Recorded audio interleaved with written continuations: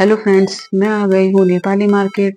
और इस जगह का नाम है झूलेलाल तिब्बती मार्केट, लेकिन बोलने में इसको नेपाली मार्केट ही आता है। तो पहले ये दूसरी जगह लगता था, अब ये परमानेंट। पहले तो ये टेंट वेंट लगा के वैसे लगता था, अब ये परमानेंट शॉप्स हो गई हैं, तो ये यहाँ पे लगता है। और ये विंटर्स में लगता है, और यहाँ पे आपको पूरा विंटर कलेक्शन मिलेगा। तो मैं स्टार्ट हो गई हूँ गर्ल्स के स्टफ़ के साथ में, और ये है ओवरकोट जो आते हैं वो। और मेरे को ये बहुत अच्छे लगते हैं, तो मैंने इसी से स्टार्ट किया। और फिर मैं इसको ट्राई करके, और मैं गई थी मेरे भाई के साथ, तो मैं उससे पूछ रही थी कैसा लग रहा है। और भाई तो आपको पता ही है क्या बोलते हैं, अच्छी नहीं लग रही है, ऐसी लग रही है, वैसी लग रही है। तो फिर मैंने नहीं लिया। बाकी मेरे को अब तो अच्छा लग रहा है वीडियो में देख के ये। फिर मैंने सोचा कि चलो अपन ऐसे ही सारा स्टफ़ देख लेते हैं, एक बार पूरा एक्सप्लोर करके आते हैं कि यहाँ पे कैसे कैसे स्टफ़ मिलता है। तो आप लोगों के लिए भी इजी रहेगा। अगर आपको अच्छा लगता है स्टफ़ वीडियो में तो आप आओ यहाँ पे, नहीं अच्छा लगता है तो मत आओ। वैसे अच्छा स्टफ़ तो है, आना तो चाहिए एक बार, अगर आपको विंटर कलेक्शन चाहिए अच्छा। और काफ़ी अच्छा विंटर कलेक्शन है। प्राइस ठीक ठाक नॉर्मल सी है। कुछ जगह तो ये फ़िक्स प्राइस बोलते हैं कि नहीं, यहाँ पे बार्गेनिंग नहीं होती है, फ़िक्स है प्राइस। तो होती भी है इनकी कई कई चीज़ों पे फ़िक्स प्राइस। तो एक वो है चीज़। बाकी सामान अच्छा मिल जाता है यहाँ पे आपको, बहुत ही अच्छा यूनिक कलेक्शन मिलता है। तो ये मैं गई थी दिन के टाइम पे, ज़्यादा रश था नहीं वहाँ पे, और मैं वीक डेज़ में गई थी। अदरवाइज़ आप सैटरडे संडे आओगे तो यहाँ पे आपको बहुत रश मिलने वाला है। और ये मैंने देखी थी जो अपने घर में पहनने की स्लीपर्स आती हैं, उसमें फैब्रिक के अंदर वो वाली। तो उसकी स्टार्टिंग प्राइस थी 250, और 250 से बच्चों की भी थी और बड़ों की भी थी, तो स्टार्टिंग प्राइस 250 थी।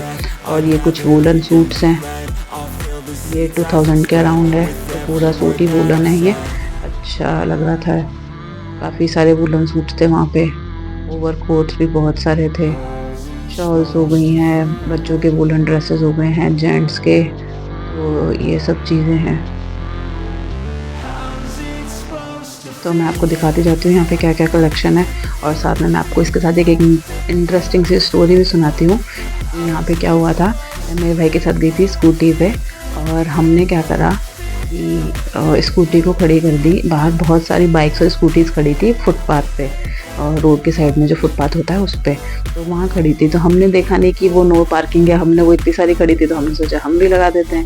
तो हमने हमारी स्कूटी भी वहीं पे पार्क कर दी साथ में। तो फिर हम वहाँ पार्क करके अंदर चले गए, और ये हमारी गलती थी कि हमने ध्यान नहीं दिया, हमको पार्किंग में लगानी चाहिए थी। अब वो थोड़ी एक गलती हो गई।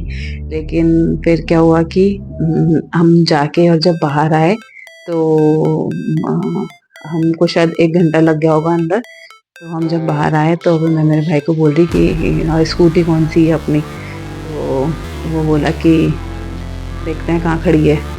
तो हम गए देखने, तो वहाँ से जो बाहर सब बाइक और स्कूटी खड़ी थी सब गायब। वहाँ पे बहुत कम स्कूटीज़ और बाइक्स बची थी, सब गायब थी। तो एक पुलिस वाले भैया खड़े थे वहाँ पे, वो बोले कि एक बार चेक कर लो आपकी स्कूटी यहाँ पे है कि नहीं है, क्योंकि अभी ले गए उठा के बहुत सारी बाइक और स्कूटी जो नॉन पार्किंग एरिया में खड़ी रहती है उसमें। तो फिर हमने देखा, तो वहाँ पे भी स्कूटी खड़ी थी, तो उसका नंबर नहीं दिख रहा था, और हमने करी थी वो फुटपाथ पे खड़ी, और हमको वो स्कूटी मिली रोड पे खड़ी हुई। तो वो दूर से दिख रही थी, हमको लग रही थी कि शायद ये हमारी स्कूटी है। तो फिर हमने जाके देखा तो वो हमारी स्कूटी थी, और वो हमको रोड पे मिली। तो हमने सोचा कि रोड पे कैसे है, तो वो पुलिस वाले भैया ने ये बताया कि आपकी किस्मत अच्छी है, ये स्कूटी उन्होंने उठाई थी रखने के लिए, इसको ले जाने के लिए, लेकिन उनकी जो गाड़ी थी वो भर चुकी थी पहले ही बाइक और दूसरी स्कूटी से, तो उनकी जगह नहीं थी, इसलिए वो इसको यहाँ रोड पे ही छोड़ गए। तो अगर आप थोड़ा और लेट आते तो आपकी स्कूटी चली जाती दोबारा सेकंड राउंड के अंदर। तो एक ऐसी चीज़ हुई। तो ये एक चीज़ मेरे को बहुत ही ऐसे फ़नी भी थी। और मैं एक्चुअली क्या है, जब ऐसे कुछ काम के लिए बाहर जाती हूँ वीडियो वगैरह बनाने के लिए, तो मैं प्रे करके जाती हूँ पहले कि यूनिवर्स से कि मेरा काम अच्छा हो जाए, कुछ प्रॉब्लम नहीं हो, ऐसे वैसे पॉजिटिव रहे सब। तो ये एक पावर, मतलब पावर ऑफ प्रेयर आप बोल सकते हैं। तो वो चीज़ थी, तो ये मेरे को बहुत अच्छी लगी कि चलो हमारी थी गलती उसके अंदर कि हमने उसको पार्किंग में नहीं खड़ी करी, लेकिन तो भी यूनिवर्स ने हमारी इतनी हेल्प करी कि इतनी सारी बाइक और स्कूटी चली गई। हमारी भी चली जाती, उन्होंने उठाई थी ले जाने के लिए, लेकिन वो पुलिसमैन नहीं बताया हमको, तो ये पता भी नहीं था, पुलिसमैन ने ही बताया हमको कि ये सिर्फ इसीलिए नहीं गई क्योंकि उनकी गाड़ी भर गई थी, तो उन्होंने फुटपाथ से उठा के इसको रोड पे इसीलिए छोड़ दिया। उठाई थी उन्होंने रखने के लिए, लेकिन जगह नहीं थी, तो इस वजह से आपकी स्कूटी बच गई। और फिर हम अपनी स्कूटी पे बैठ के घर को रवाना हो गए। तो देखो बातों बातों में मैंने आपको कितनी सारी चीज़ें दिखा दी है। तो कैसा लगा आपको यहाँ का स्टफ़? और ऑलमोस्ट मैंने पूरा कवर कर लिया है।